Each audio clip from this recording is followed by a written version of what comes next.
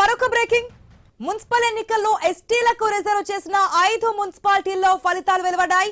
కల్లూరు, భూత్పూర్ ను కాంగ్రెస్ గెలుచుకుంది.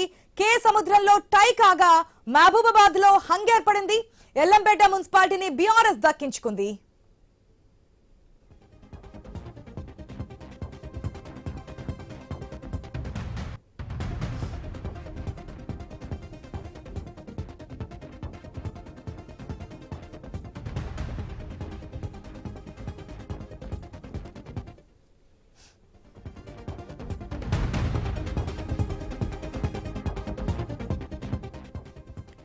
మరొక మున్సిపాలిటీ ఫలితానికి సంబంధించినటువంటి బ్రేకింగ్ ఇది. నిజామాబాద్ జిల్లా ఆర్మూర్ మున్సిపాలిటీని కాంగ్రెస్ కైవసం చేసుకుంది. ఆర్మూర్ మున్సిపాలిటీలో మొత్తం వార్డులు 36 ఉన్నాయి. దీంట్లో కాంగ్రెస్ పార్టీ 19 వార్డులను గెలుచుకుంది. బీఆర్ఎస్ 5, బీజేపీ 8, ఇతరులు 4 వార్డులను అయితే గెలుచుకున్నారు. ఆర్మూర్ మున్సిపాలిటీ చైర్పర్సన్ జనరల్ మహిళకు రిజర్వ్ చేశారు.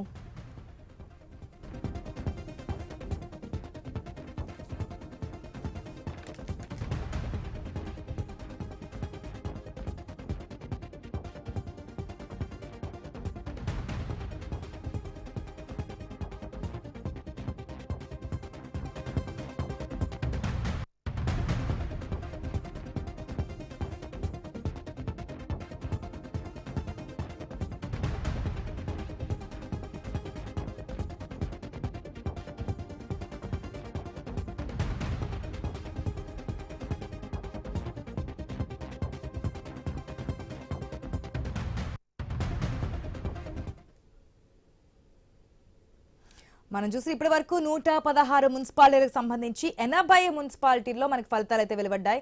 ఇక్కడ కాంగ్రెస్ ఆధిక్యం అయితే క్లియర్ గా కనిపిస్తుంది. 54 మున్సిపాలిటీల్లో ఇప్పటికే కాంగ్రెస్ జెండా అయితే పాతారు. ఇంకా మనకి 36 మున్సిపాలిటీలకు సంబంధించి ఫలితాలు వెలువడాల్సి ఉంది. మనకి కొద్ది గంటల్లోనే దానికి సంబంధించి ఫలితాలు కూడా వెలువడే అవకాశం ఉంది. మనకి డిబేట్ లో రామరెడ్డి గారు బీజేపీ నుంచి జాయిన్ అయ్యారు. సాదిక్ గారు అనలిస్ట్ కూడా జాయిన్ అయ్యారు. వారిని అడిగి ఫలితాలకు సంబంధించి వారి అభిప్రాయం కూడా తెలుసుకుందాం. ఫస్ట్ గా అంతకన్నా ముందు సైదాబాబు గారు, ఇంతకుముందు మిమ్మల్ని హోల్డ్ లో పెట్టాను ఎందుకంటే మీ ఆనందం కొద్దిసేపు వెయిట్ చేసి చూద్దామని చెప్పేసి. ఓకే, ఉదయం నుంచి కౌంటింగ్ స్టార్ట్ అయిన దగ్గర నుంచి ఇప్పటి వరకు కూడా అదే హవా కొనసాగుతుంది. ఎట్లా అనిపిస్తుంది ఫలితాలను చూస్తుంటే? ప్యానల్ ఉన్న సభ్యులందరికీ అలాగే ఐ న్యూస్ వ్యూవర్స్ అందరికి కూడా నమస్కారాలండి. మార్నింగ్ నుంచి కూడా నిజంగా చెప్పాలంటే మీరు చెప్పినట్టుగా మాకు పొద్దున్న నుంచి కౌంటింగ్ స్టార్ట్ అయిన దగ్గర నుంచి మా హవా చూస్తుంటే మాకు చాలా సంతోషంగా అనిపిస్తుంది. ఈ హవా ప్రజలు ఇచ్చినటువంటిది, ఈ ఆశీర్వాదం ప్రజలు ఇచ్చినటువంటిది. తెలంగాణ రాష్ట్ర ముఖ్యమంత్రి వర్యుడు యనమల రేవంత్ రెడ్డి గారు ఏ విధంగా అయితే చెప్పాడో, మున్సిపాలిటీల్లో, కార్పొరేషన్ లో తెలంగాణ కాంగ్రెస్ పార్టీ సీఎం త్రిముఖ పోటీ ఉంటుంది అన్నారు కానీ ఇక్కడ ఎక్కడ త్రిముఖ పోటీ కనిపించలేదు. సీఎం చెప్పిన కామెంట్స్ ప్రకారం చూస్తే త్రిముఖ పోటీ కాదండి. సీఎం గారు రీసెంట్ గా చెప్పుంటాడు, కానీ అంత ముందు నుంచి కూడా మీ మున్సిపాలిటీలలో విజయడంక మోగించబోతున్నామని గంటపదంగా చెప్పాడు. ప్రచారానికి ఇంకా ఫుల్ స్టాప్ పడే కొద్ది నిమిషాల ముందు చేసినటువంటి కామెంట్స్ కదా, అది కదా రియాలిటీ అనేది. త్రిముఖ పోటీ ఉంటుందని చెప్పి అన్నారు, కానీ ఇక్కడ ఫలితాల్లో ప్రజా తీర్పేమో భిన్నంగా ఉంది. మీరైనా ఊహించారా ఈ స్థాయిలో ఫలితాలు వస్తాయని? స్థాయిలో వస్తాయని మేమైతే ఎక్స్పెక్ట్ చేసాం అదే కార్యకర్తలు, ఎందుకంటే గ్రౌండ్ లెవెల్ లో మొన్నటి దాకా కూడా పనిచేసిన వాళ్ళం కాబట్టి ఈ స్థాయి రిజల్ట్ ఉందని మేము ఎక్స్పెక్ట్ చేశాము. 100% మనం భారీ మెజార్టీగా గెలవబోతున్నాం అని చెప్పేసి 100 సీట్లు. దేనికోసం ప్రజలు కాంగ్రెస్ పార్టీ కోటేశారు అనుకున్నారు? ఏం చూసి ఈ స్థాయిలో ఇన్ని మున్సిపాలిటీలు, కార్పొరేషన్స్ లో కాంగ్రెస్ పార్టీ విజయ దుందుబి మోగిస్తుందంటే రీజన్ ఏమనుకుంటున్నారు? రెండే అండి. నేను ప్రముఖంగా 2 విషయాల గురించి చెప్తా అండి. కాంగ్రెస్ పార్టీకి ప్రజలు ఇచ్చిన ఆశీర్వాదము నాకు తెలిసి, నాకు అవగొన్నంత వరకు 2 విషయాలు ఫీల్డ్ లెవెల్లో, గ్రౌండ్ లెవెల్లో బాగా వినపడ్డాయండి ప్రజల నుంచి. ఒకటండి, 10 ఏళ్ల ప్రభుత్వంలో, 10 ఏళ్ల బీఆర్ఎస్ ప్రభుత్వంలో బీఆర్ఎస్ ఏ రోజు కూడా సామాన్యునికి రేషన్ కార్డు ఇవ్వలేదు. రెండోది, మా ప్రభుత్వం వచ్చిన తర్వాత రేషన్ కార్డు ఇవ్వడంతో పాటు సన్నబియ్యం అండి, సన్నబియ్యం అనే స్కీమ్ కూడా ప్రజల్లో చాలా సక్సెస్ అయింది. ఇలా సన్న బియ్యం అంటే పట్టణాల్లో కూడా, హైదరాబాద్ లాంటి మహానగరంలో కూడా సన్న బియ్యము వదిలిపెట్టకుండా తీసుకొని వాడుతున్నారు, తింటున్నారు, చాలా బాగున్నాయి అని ప్రశంసిస్తున్నారు. ఈ 2 స్కీములు మున్సిపాలిటీస్ లో కూడా మాకు బాగా ఇది వర్కౌట్ అయిందని నేను గంటాపదంగా చెప్పగలుగుతాను.